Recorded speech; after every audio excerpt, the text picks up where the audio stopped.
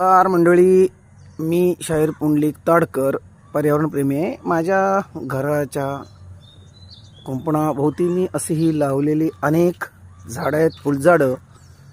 पैकी तुम्हाला मी दाखवत आहे 12ही महिने भर येणारा हा हिरवा चाफा आपण बघत आहात. हे बघा, हिरव्या चाफ्याची ही कळी.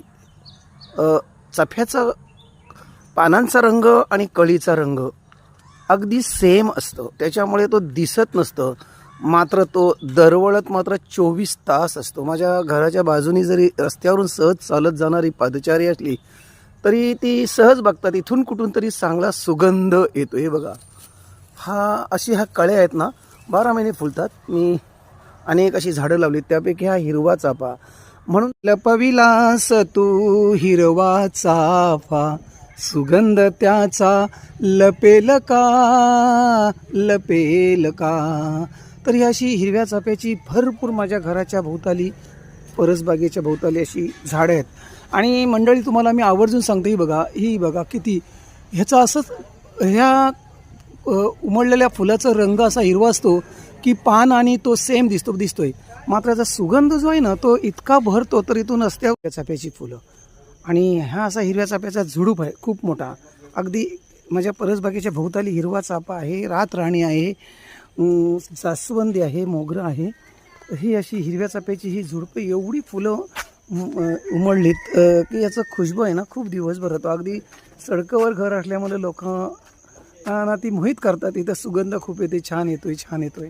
तर म्हणूनच तुम्हाला मी दाखवलं माझ्या परसबागेत अशी असंख्य फुलं. ही रातराणी आहे. आता हिला थंडीच्या दिवसात एवढी फुलं येतील, रात्रीची संध्याकाळी 6 ते सकाळी 6 असा भरपूर सुगंध दरवळतो. हे बघा, लपविलास हिरवा चाफा, सुगंध त्याचा लपेल का.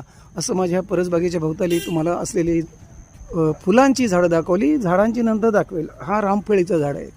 तर असं तू हिरवा चाफा, सुगंध त्याचा लपेल का, लपेल का. लपविलास तू हिरवा चाफा, सुगंध त्याचा लपेल का, लपेल का. असा हिरव्या चाफ्याच्या फुलाचा रंग हिरवा, पानांचा रंग हिरवा, मात्र त्याचा सुगंध हा दरवळत राहणार आहे. अशीच आपण झाडं लावा आपल्या इथे. हे बघा, सुंदर. लपविलास हिरवा चाफा, सुगंध त्याचा लपेल का. हा हिरव्या चाफ्याचा फूल त्याच्या पानामध्ये लपतो, पण त्याचा सुगंध मात्र असमंतात दरवळत राहतो. आपला दिवस शुभ हो. धन्यवाद.